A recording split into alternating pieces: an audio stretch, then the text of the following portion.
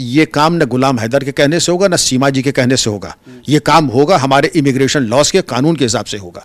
दरखास्त दें, अगर इमिग्रेशन के अंदर सिटीजन मिलती तो रुकें, वरना डिपोर्ट होंगी, कानून के हिसाब से होता है।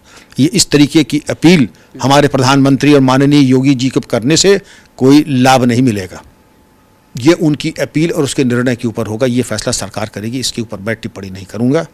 इसके ऊपर सारे तथ्यों को लेकर के जब उनकी दरखास्त जाएगी, इसके ऊपर गृह मंत्रालय निर्णय करे।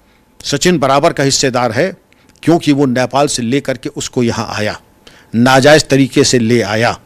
पुलिस को जो फॉरेनर्स मूवमेंट के ऊपर जो उनको जानकारी थाने को और पुलिस को देनी चाहिए थी इंडियन फॉरेनर्स एक्ट के अंतर्गत, उन्होंने नहीं किया।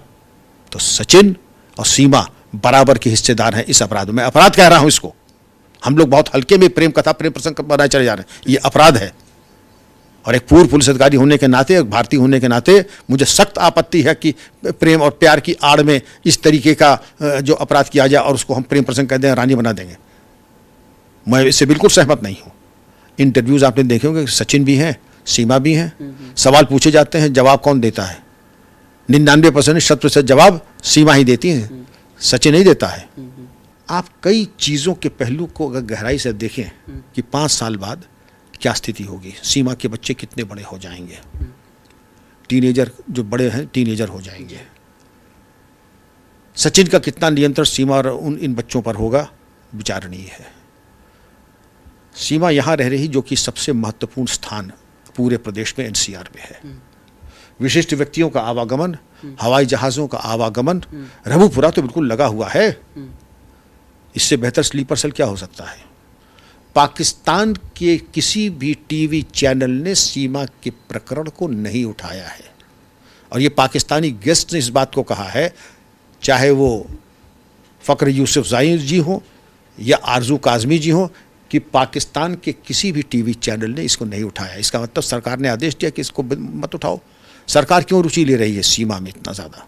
और अगर पाकिस्तान सरकार इतनी रुचि ले रही है, यहाँ से खेल शुरू होता है कि महिला मित्रों के जरिए उनके फ़ोन, मोबाइल फ़ोन का हॉटस्पॉट लेकर के उन्होंने सचिन और औरों से संपर्क किया। क्या ज़रूरत थी VoIP, voice over internet protocol का इस्तेमाल करने की? एनक्रिप्टेड कम्युनिकेशन से बात करने की क्या ज़रूरत थी? ये तो चरमपंथी करते हैं। तो सीमा जी, आप में तो ये समानता मुझे दिख ही रही है। मैं दावे से कह सकता हूं कि आधे लोग अगर हॉटस्पॉट से यूज़ करके VoIP कॉल कर लें, क्योंकि आपका प्रशिक्षण नहीं ना, आपको ज़रूरत है अपने कृत्य को छुपाने के लिए। VoIP पे बात वही करता है जो अपने कृत्य को छुपाना चाहता है। दूसरी चीज़, 2 फ़ोन तोड़ देना। वैसे भी आपकी माली हालात ऐसे नहीं है कि आपके 4 फ़ोन हो, आप 4 फ़ोन तोड़ दें। फ़ोन तो मुझे नहीं लगता कि कोई तोड़ता है। फ़ोन छोटे भाई को दे देगा, सहयोगी को दे देगा, किसी सहकर्मी को दे देगा, लेकिन तोड़ेगा बिल्कुल नहीं। फ़ोन तोड़ने का क्या मतलब है? सिम कार्ड तोड़ने का क्या मतलब है? यहाँ तक तो बात आ गई नेपाल की। अब हम आ जाते हैं पाकिस्तान में। जो आपने जितनी बातें, रबुपुरा ग्रेटर नोएडा और रबुपुरा गौतम बुद्ध नगर, सबसे संवेदनशील जनपद अगर कोई होगा तो आज की तारीख में गौतम बुद्ध नगर है। क्यों?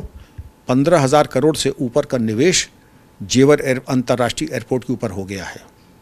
इस क्षेत्र में कितने फौजी, कितने पैरामिलिट्री में, कितने पुलिस में लोग हैं, ये मुझसे बेहतर आप जानते हैं।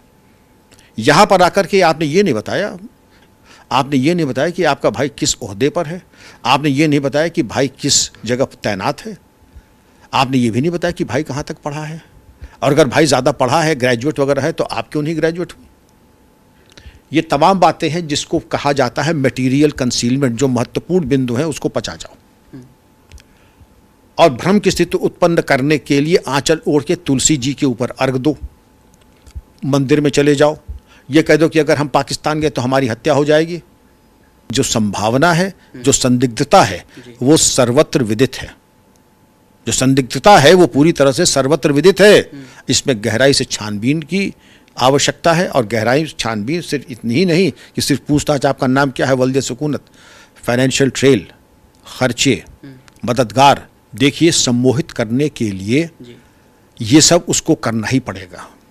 मैं तो चूंकि थोड़ा अनुभव मेरा है, मैं भावनात्मक बातों में नहीं पड़ता हूं, मुझे ये सिर्फ ड्रामा दिखाई पड़ रहा है। और ये जो अपील आदि की जा रही है, ये इसमें नाटकीयता का पुट ला करके लोगों की संवेदनाएं प्राप्त करने के उद्देश्य से है, और उसमें वो कामयाब हो गई है। हमारी बड़ी बूढ़ी महिलाएं जो हैं उसको अपनी बेटी बहू मानने लगी हैं, उसकी नज़र उतारने लगी हैं, उसके हाथ पे शगुन देने लगी हैं।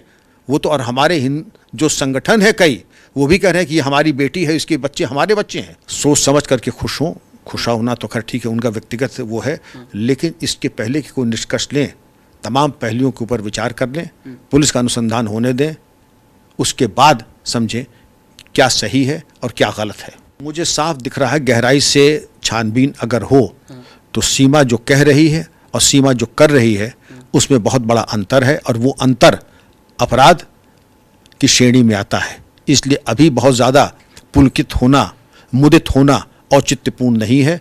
जांच हो जाने दें, मैं भी गलत हो सकता हूं, लेकिन मेरा जो अनुभव कह रहा है ये चीज़ें सामान्य नहीं हैं। मैंने आपसे बताया कि उसको ज़मीन का बेचना, 5वीं पास होना, 4 भाषाओं में पारंगत होना, 2 फ़ोन तोड़ना, VoIP का इस्तेमाल करना, और सचिन और उसके बीच में कंपैटिबिलिटी क्या है, भाई का फौज में होना, उसको छुपाना, उसकी पोस्टिंग और उसके ओहदे को छुपाना, ये तमाम बातें क्या सामान्य हैं? प्यार के कोई कारण होते हैं इनमें, दोनों की फ़ोटो लगा लीजिए। मैं एक उम्र के पड़ाव पे हूँ, हर चीज़ में खुल के नहीं कह सकता हूँ।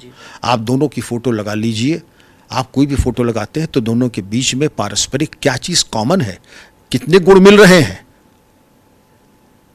कोई गुण मिलना चाहिए, और अगर कोई गुण नहीं मिल रहे हैं, 10,000 की आमदनी का पल्लेदार क्या खुद खाएगा, क्या सीमा को खिलाएगा, क्या 4 बच्चों को खिलाएगा? ये तमाम चीज़ें सीमा ने भी सोची होंगी। प्यार अंधा होता है, मूर्ख नहीं होता है। आप रामलीला वगैरह तो देखते ही होंगे, तो जो रावण बनता है आप उसके जूते मारते हैं क्या? रामलीला में जो पात्र दिया गया, जो लाइनें दी गई, वो बोलता है जो उसको बताया है डायरेक्टर ने। तो मतलब बच्चों को भी ट्रेंड किया गया है? क्यों नहीं ट्रेन किया गया है? बच्चे तो वही बोलेंगे जो सिखलाया जाएगा। मेरा आपको परामर्श होगा, जाकर के एक बार व्यक्तिगत मिल लीजिए और बौद्धिक क्षमता के ऊपर अपना निर्णय ले लें। वर्तमान पहलू जो सीमा और उनके बच्चों का है, आप सिर्फ उसको देखें, ये पूरी तरीके से कॉस्मेटिक्स, अस्वाभाविक, अननेचुरल है। इसके पहले कभी आपने सुना था? आपने वैसे सुने होंगे लैला मजनू, शीरी फरहाद। रियल लाइफ में तो ये पहला ही है, और वो भी पाकिस्तान और हिंदुस्तान का है। आप दोनों को देख लें, शैक्षिक योग्यता, इंटरव्यूज आपने देखे होंगे, सचिन भी हैं, सीमा भी हैं। सवाल पूछे जाते हैं, जवाब कौन देता है? 99% 100% जवाब सीमा ही देती है, सचिन नहीं देता है। मैं तो धृतराष्ट्र हूं, मुझे नहीं दिख रहा है, तभी तो मैं आपसे पूछ रहा हूं, आपकी नज़र में ऐसा क्या है? व्हाट डू यू सी इन सचिन? क्या दिखाई पड़ा आपको, वो तो बताइए अपनी नज़र से, जो उसका तर्जुमा अपनी जुबान से जरा हमें तो बता दें। मैं तो मूड हूं, मेरी समझ में नहीं आ रहा, तभी तो मैं आपसे पूछ रहा हूं, सचिन में आपको क्या दिखा? मुझे भी आपकी तरह मुझे भी कुछ नहीं दिखा, और हमारी आपकी तरह बहुतों को कुछ भी नहीं दिखा। दिल बहलाने को भी ये ख्याल बहुत अच्छा है। लड़का 10,000 कमा रहा है।